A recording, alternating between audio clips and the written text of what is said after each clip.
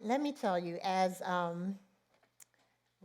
the team was praying for me this morning, I heard God say that He has a word for someone in this room or one of you online, and it relates to exactly what Ollie taught us. So let me reiterate that point. Somebody in here or online is having a challenge with following God's plan for your life because you just don't understand it. And I'm hoping that as we look a little bit deeper into Noah's life, that you'll receive some encouragement to do just that, follow his plan, though you don't understand. So I know that you're familiar with Noah, right? We've all heard of him in some Sunday school story, or in my case, when I was a child, we had what was called Charlie stories, and they were these flannel board stories and things like that. So again, we're very familiar with the story of Noah. But I want to encourage you this morning to actually lean in as we go a little bit deeper in the life of Noah, because Noah's life is not just a baby shower theme. God calls Noah a hero of the faith in Hebrews 11. And so I take that to mean that there is so much that we can learn from his life. And I hope to highlight a couple of those things this morning. So I'm hoping that you're going to walk away with 3 takeaways this morning. Learning about the anarchy of the people, learning something about that righteous man Noah, and learning something about how you can be in the know, how you can hear from God and know what his plan is for your life. Okay? Are you ready to jump in? Amen. All right, so let's start with anarchy. So I looked that word up, and the dictionary describes anarchy as a state of disorder due to an absence of or the non recognition of authority. What you need to know is that during the time of Noah, they were just 10 generations removed from the Garden of Eden. So God was still in authority. But people during the time of Noah were rebels. They disregarded God's authority. They ignored his direction. They were what I call buck wild. And the way I think about that time in history, the parable of the persistent widow came up in my mind.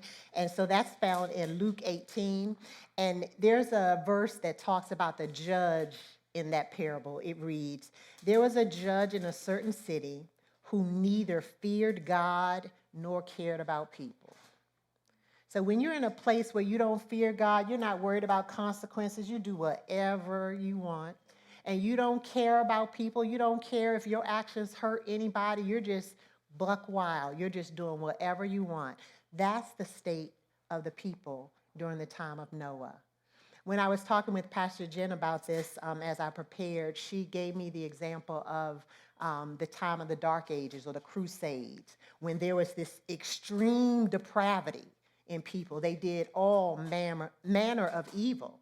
And so that's what it was like during the time of Noah. And I want to read an example with you, actually read it with me, of a snippet of what society was like during that time. Read with me Genesis chapter 6, verse 5. I think I'm going to step this way after the bottle of water. Okay, here we go. The Lord observed the extent of human wickedness on the earth, and he saw that everything they thought or imagined was consistently and totally. Not that they slipped every now and then, not that they had a bad day from time to time. What God noticed was that they were consistently and totally evil. You know, that type of attitude, that type of carefree, careless, not worried about God's standards, reminds me of a familiar wickedness today. You know, so it wasn't just the people during Noah's time, but the Bible actually talks about current day. Read with me Matthew 24, verse 37. It says, "As it was in the days of Noah, so it will be coming." So we can't just look at, man, they were bad, but know that there is that same attitude of anarchy that will exist until Jesus returns. And then one thing that stood out to me, though, was God's heart in all of this. So if you read verse 6, you'll see his position. So the Lord was sorry he had ever made them and put them on the earth. It broke his heart. I never saw that before. The status of their actions, their consistent evil, broke his heart. I saw that from a parent's perspective. Because as a parent, you give your children everything. You teach them everything. You share wisdom with them, and you hope that they're going to follow direction. You hope they're going to walk in their footsteps. You hope they're going to do great things. And when you see that they do not, that they're consistently doing their own thing in an apathetic, carefree, I do what I want, I'm not worried about the consequence kind of way, then every loving parent realizes that you can't allow that forever. At some point, you have to say no more. And so that was God's position at that time. And you know, some people take advantage of grace. You know, I know there's nobody in this room, and I know there's nobody online, but some people kind of marinate in that delayed consequence. You know, I'm going to do it as long as I don't get caught. It's okay to speed as long as they don't catch me. It's okay to X, Y, and Z because I haven't been caught yet. It's not uncommon. Let me read, or actually read with me Ecclesiastes chapter 8, verse 1. It reads, when a crime is not punished quickly, you feel it's safe to do wrong. The only thing I have to say to that is, don't be that person. Don't be that person. So we've spoken about the anarchy of the people, that position of their heart. Now let's talk about the righteousness of that man Noah, okay? Read with me Genesis chapter 6, verse 8. It says, but Noah found favor with the Lord. Everybody else was doing all manner of ungodliness, but God noticed Noah. And the thing that stood out to me is that God is always looking for people who will honor him. I get excited about that.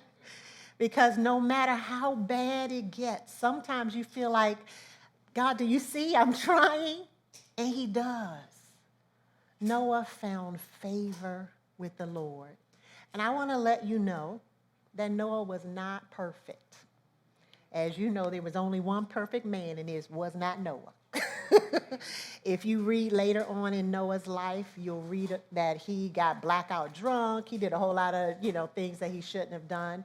But you notice that he wasn't perfect, but he was favored. And so let's talk about what made him different. Let's read together verse 9.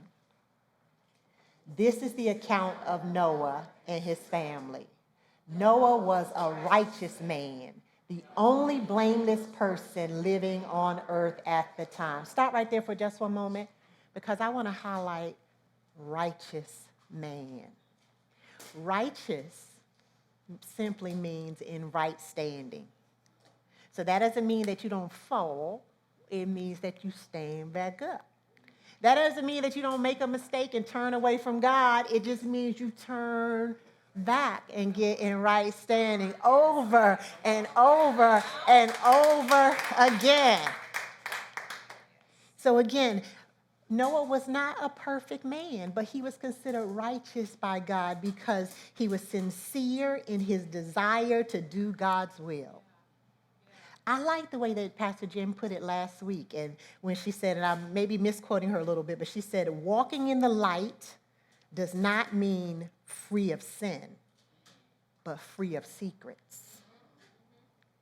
So it's not that you don't do anything wrong. It's that you have a posture that I am going to confess my faults one to another. I'm going to confess my faults to God. I am accountable to some authority.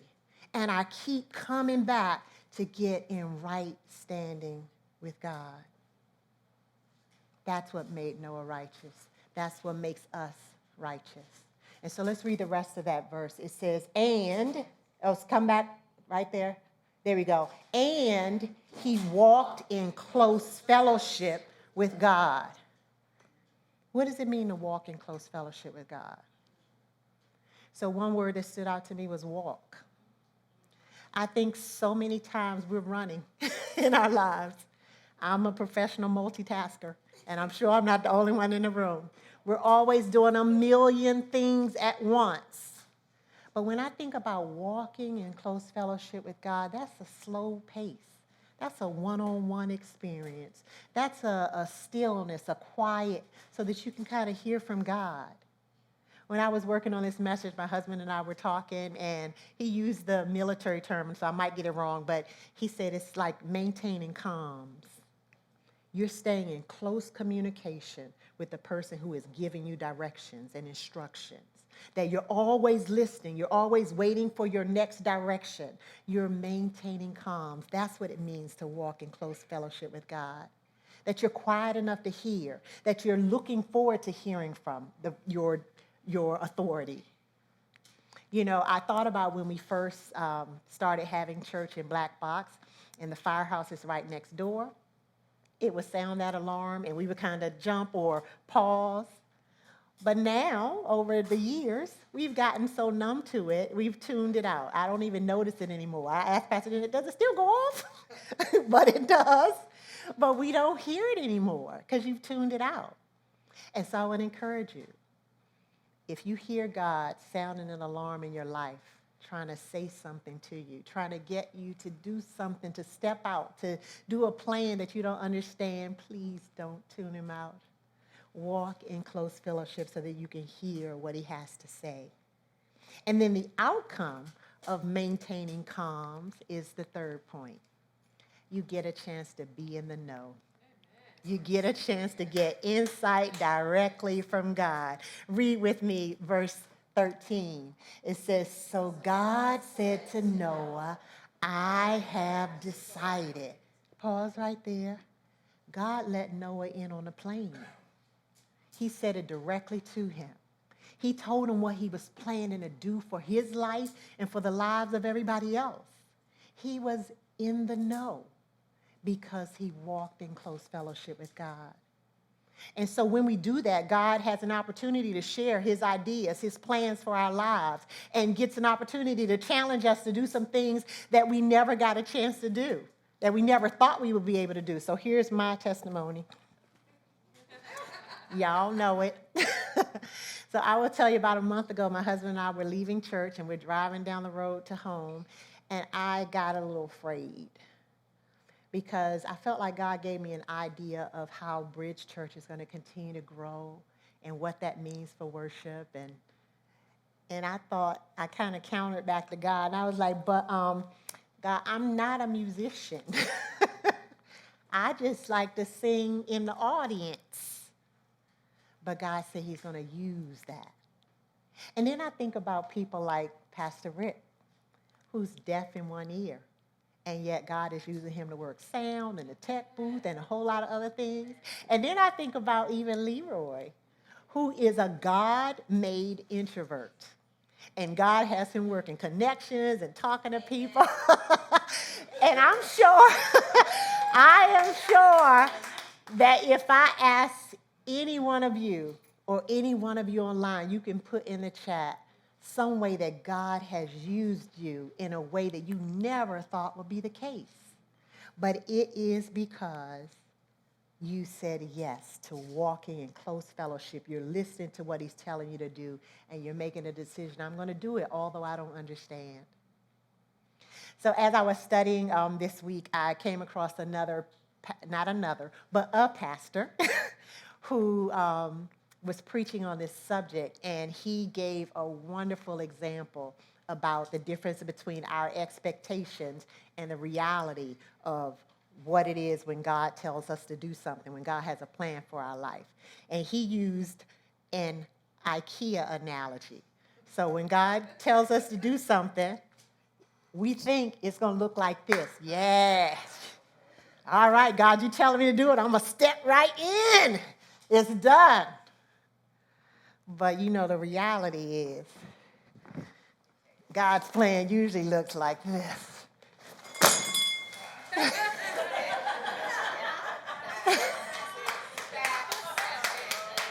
You know, we've all been to IKEA.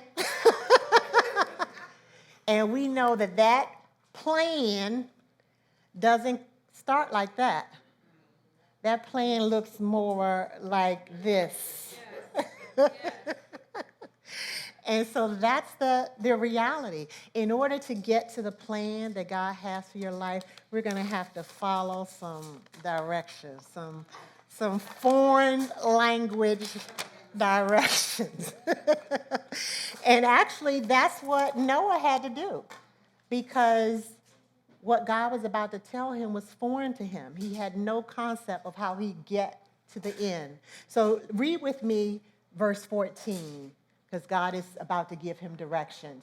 God says, "So make for yourself an ark of cypress wood, make rooms in it, and coat it with pitch inside and out. This is how you are to build it." So pause right there, because he went on to tell them how high, how wide, and how many decks, how many windows, all of that. But the thing that stood out to me was the first couple words, make yourself. He didn't say hire contractors. He said make yourself. And Noah was not a boat maker. Nor did he have any concept of the foreign language that God was speaking, because until that time there had never been rain. So God is telling him it's about the rain. I need you to build an ark. What's an ark? Like, he's speaking a foreign language to him. But Noah paid close attention to the details. And you can read all the details in the remaining verses.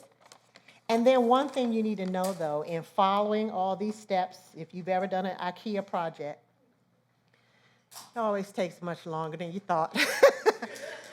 It's always much harder than you could have imagined. And that's what Noah experienced as well. The Bible does not record how long it took to build that ark. But you can imagine, there were no power tools, and it was just he and his family. So I imagine it was very hard work and many, many years to get it done. And again, when talking with Leonard at home about this, we start talking about how when God tells us to do something, sometimes we kind of forecast, it's going to take this many years, or it's going to take this, it's going to be so hard. And Leonard said, you know, at that point, when you look down the road, you think, no, thank you. Yeah. Many of us tap out, if we're honest.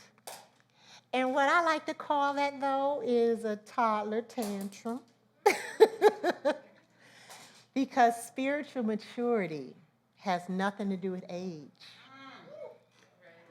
Spiritual maturity has to do with your ability to maintain persistence and passion, no matter how long it takes and no matter how hard it is. And so Noah persisted. It was hard work, and he did it. And you know the outcome, right? So there are rewards to following God's plan, even when you don't understand, and you stick with it. So read with me one of the rewards in verse 17 and 18. It says, "Look, I am about to cover the earth with a flood that will destroy every living thing that breathes.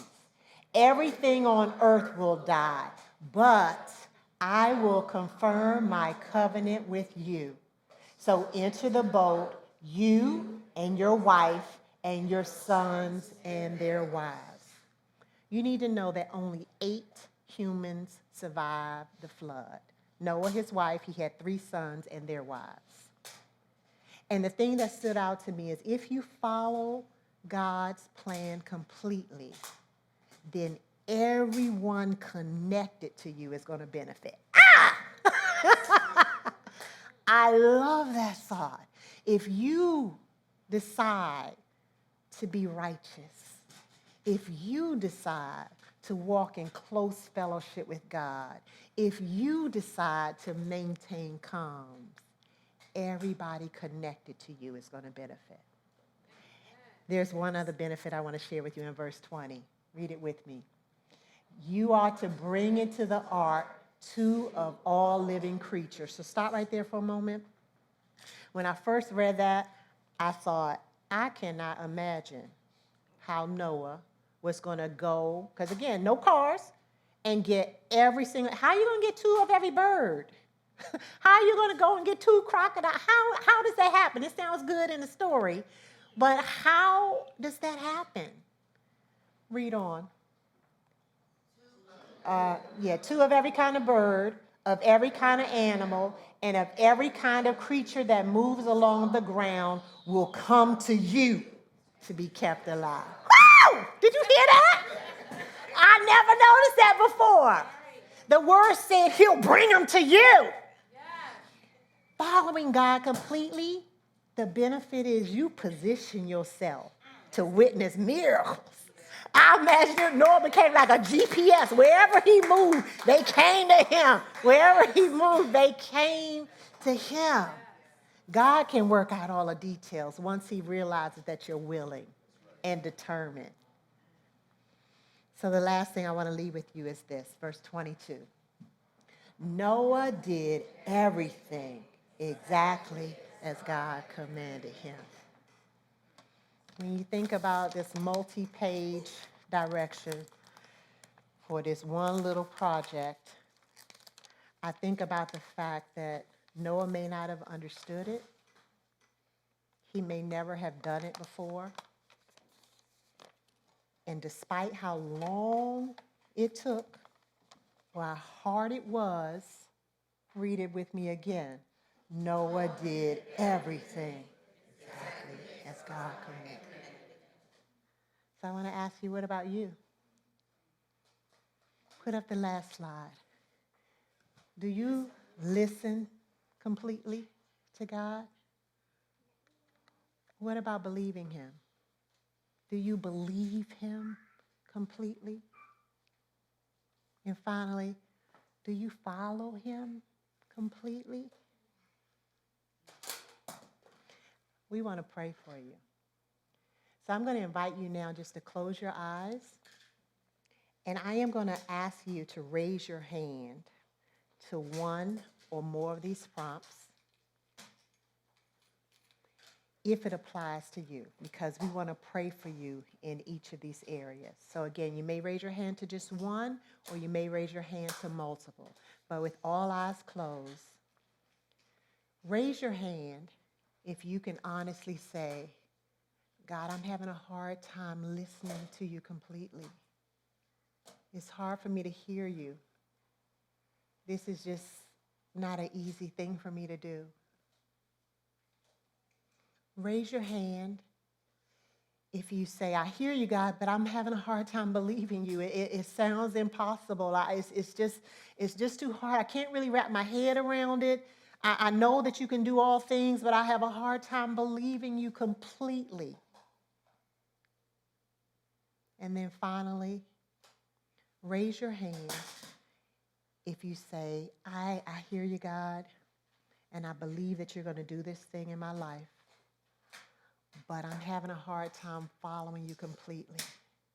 It's really long, God. It's really hard. I'm doing it a little bit, but I'm having a hard time doing it fully.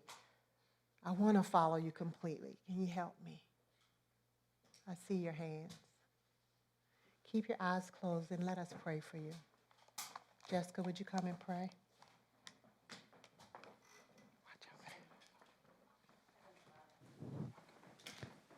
We are so humbled by this message, so reminded that you're in every detail, that you know when we rise, you know when we sit, You know when we walk. You know when we speak. You know all the things. You know our hearts, Lord. And today we ask you, help us. Help us to listen and to follow. Help us to hear.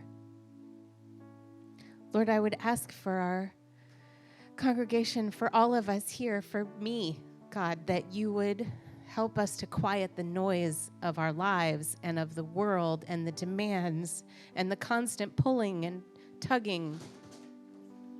Lord, that we would be willing to hit pause on all those things and to say yes to what you have for us. And we ask this in the mighty and matchless name of Jesus. Amen.